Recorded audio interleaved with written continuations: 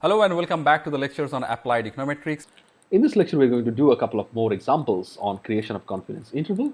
So here, as a sample statistic, we are not going to use a sample mean, but instead of that, we'll be using sample proportion. Let's start with the problem.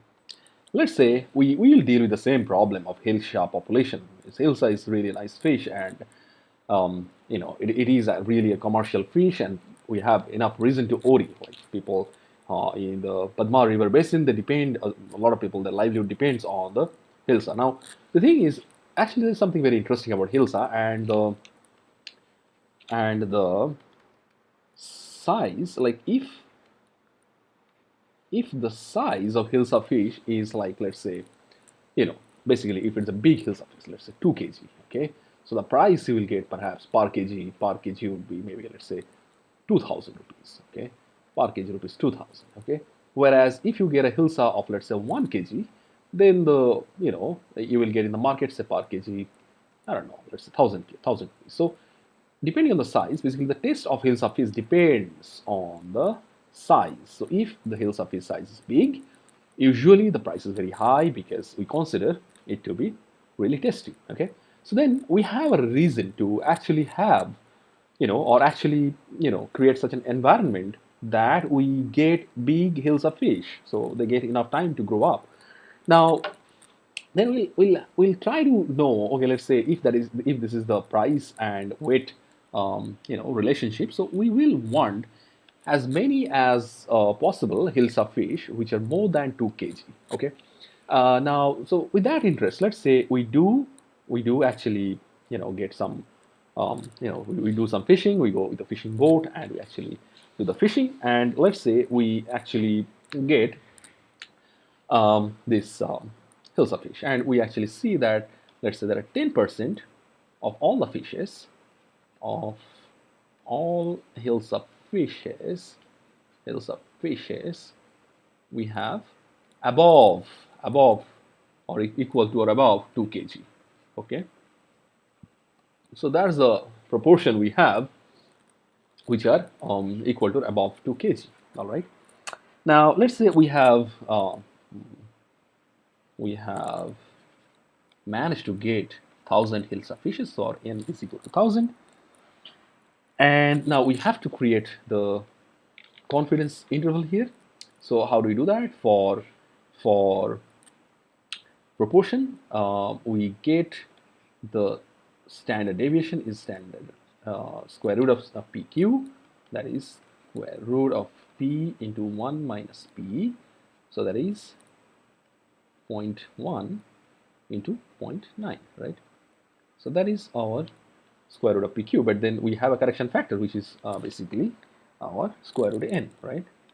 Square root n, and if I do that, square root n is going to be 1000.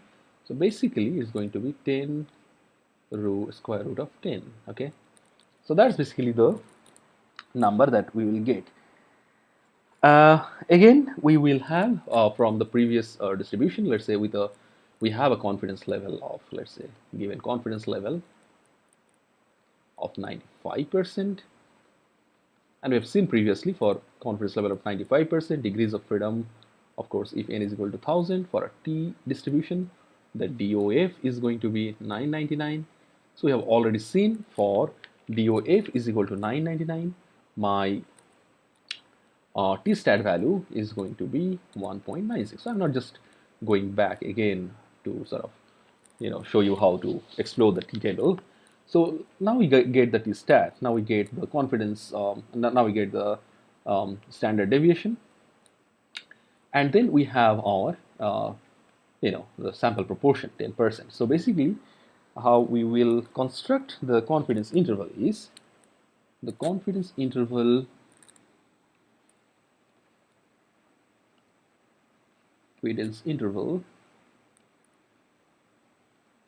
is equal to, so 10%, then we have a plus minus sign, of course, here, and then we will have 1.96, and then we will have, so essentially 0.1 into 0.9. So let me actually do this math here. So 0.1 into 0.9 is nothing but 1 by 10 into 9 by 10, right? And then I have in the denominator 10 root 10. So that means 10% plus minus 1.96, and then 10 denominator, so I can just take the 10 out, so which would mean 10 into 10 square root of 10 and square root of 9, which is 3. Okay, and of course if I take a percentage, so I have taken here in decimal, so I need to convert that into percentage. So if I do that, so I will get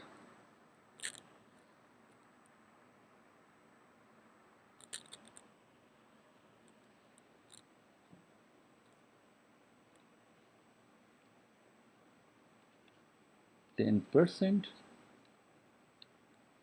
plus minus 1.96 into 3 into 100%, of course, by 100 into root 10. Okay, now 100% and 100 will cancel out, and let me use a different color so that we don't have any confusion.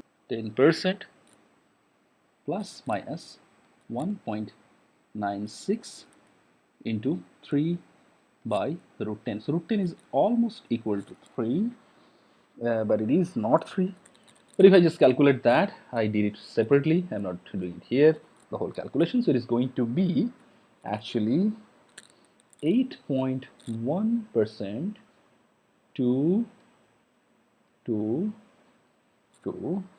11.9%. Okay, so basically the true population mean, the true or the true population proportion of the Hilsa fish being above 2 kg is going to be in the interval of 8.1% to 11.9% with 95% confidence level. So that's how we will interpret this result. Okay, now this is a simple problem, but actually there is a good use of confidence interval when you try to see if the two, let's say, two samples are drawn from the same population or different populations. So let's say I am keen to understand, let's say I again go back to my Hilsa example. Okay, Hilsa is a favorite fish. Hilsa is a favorite fish. So I again go back to the Hilsa example, and here I will actually try to see, let's say I in my sort of leisure time, I started thinking, okay, let's see, there could be male Hilsa fish and there could be female Hilsa fish. Okay, now I really do not know, let's say, if the size of male Hilsa and female Hilsa actually differ. So let's say hypothetically male Hilsas are usually bigger than the female Hilsa. So then is there a possibility that in the whole population I have like more sort of bigger fishes are basically coming from the male population vis-a-vis the female population. So let's say that is a problem, and I want to see the difference between the male population who are above 2 kg and the female population who are above 2 kg, if there is any significant difference. Okay, so let's try to construct this problem. Let's say I get, again I do the sampling, and for male Hilsa let's say I get the all the male fishes, and let's say I get a 10% male Hilsa which are above 2 kg. Okay, more than 2 kg, more than equal to 2 kg, whereas I actually ended up getting 30% of the female Hilsa which are above or equal to 2 kg. Okay, so that's intriguing. So it's actually sort of basically contradicting my hypothesis, and null hypothesis. So let's say I want to see from this information if I can create the confidence interval for male Hilsa and female Hilsa, and if we can actually summarize something, or if we can actually conclude something about whether the two populations, whether the two samples are coming from the same population or different population, or to say in other words, if there is a significant difference in the proportion of male Hilsa being above 2 kg and the proportion of female Hilsa being above 2 kg. Okay, so that's what we want to see. Now let's take let's take the problem step by step. Okay, the first step, let's say we first deal with the male Hilsa. let me use a different color. Okay, male Hilsa. First, we will talk about male Hilsa. Male Hilsa.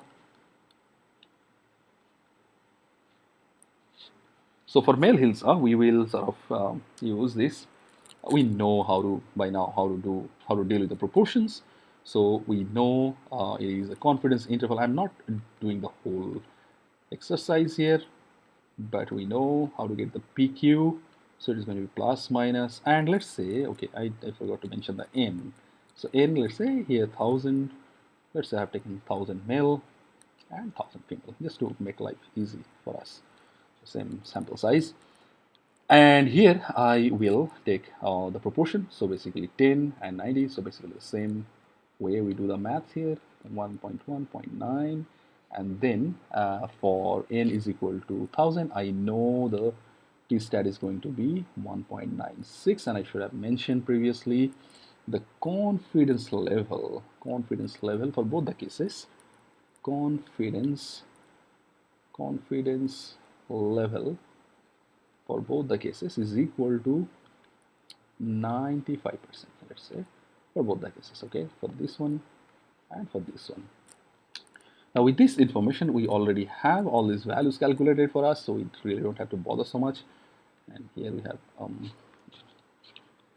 let's maintain the consistency of color. Let's say here it is going to be the square root of 1000, and we know the value of it, okay, and that is 8.1 to 11.9%.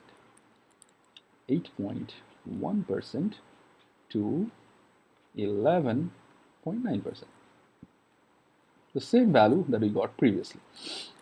Now comes the female Hilsa. The numbers are a little different here. Let's do that separately. Female Hilsa.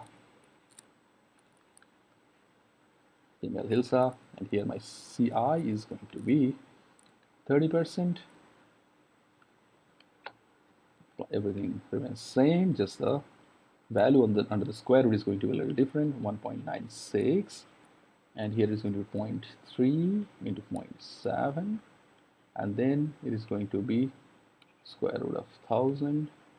All right, and if we do that, it's actually going to get, I already have done the math, so it's going to be 27.2% to 32.8%. You do the maths on your own. So let's minimize the size a little bit. 32.8%. All right. Now, how do I come to any conclusion from here? So I got these numbers. All right. I got sort of two intervals here. Now, how do I really use these values to actually say anything about, you know, this two distribution? Okay. One thing we can actually, we have to see a couple of things here. So one thing is that we can see if this confidence interval, in both the cases, if they're going to contain 0, okay? Oh, let me actually. So this is something I got for, for male Hilsa population and the female Hilsa population. Now, for both the populations, so one thing I can see is that I can see the sort of the interval, okay? So it is, let's say in the number line, it is going to be somewhere here, 8.1 to 11.9, and then we have something like here, very far from the first one, and that is going to be 20. That is going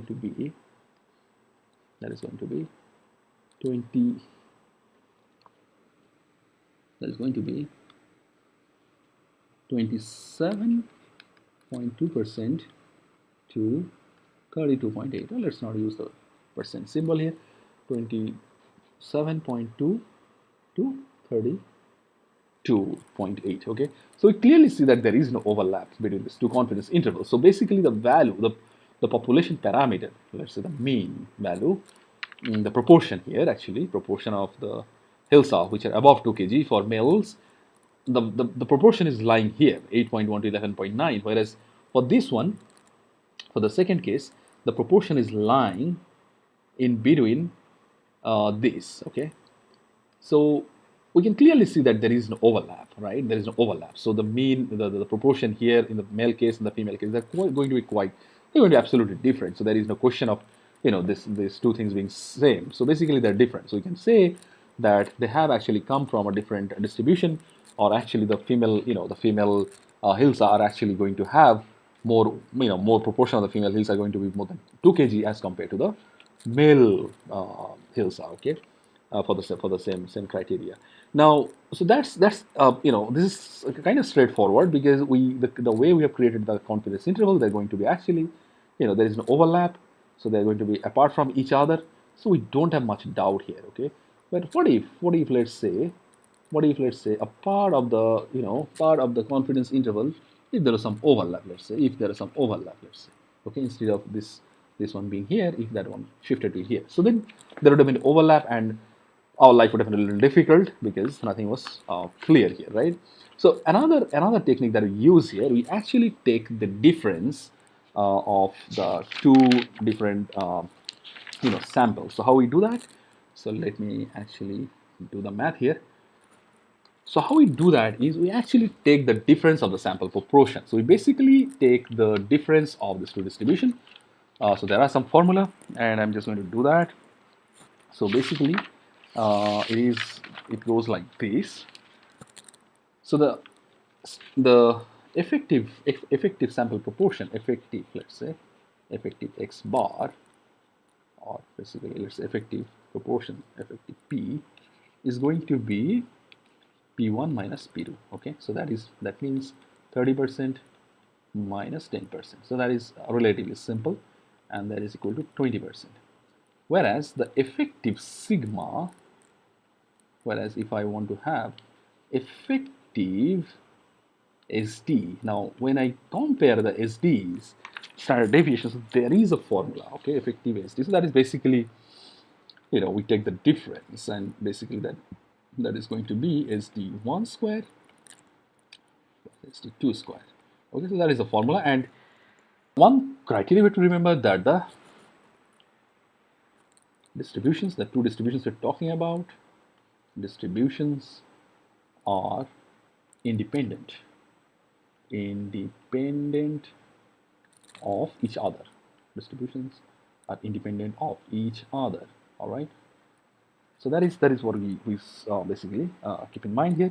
Now, we assume that they're independent. The male-female hills of population, they're basically independent, and we get the sample, the standard deviation 1, standard deviation 2 from here. We get the value, and I already have done the calculation, so it's going to be, I just put the value there into the maths there, 0.0. It looks really messy now. I'll change the color. It is going to be 0.0145 square plus 0.0045 square. Okay, and if we do that, the effective value that we get, the effective SD that we get, is equal to 0.0173, right? 0.0173. Now we got the confidence, we got the standard deviation, right? Now we have the effective proportion, we have the standard deviation, and of course it is a confidence interval where we have, let's say, of course I didn't mention that, but confidence level here is 95%. Okay, so since our sample size is same, so it is going to be the value, the CI that we're going to construct is 20%, which is 30% minus 10%, plus minus 1.96 into, so our value was point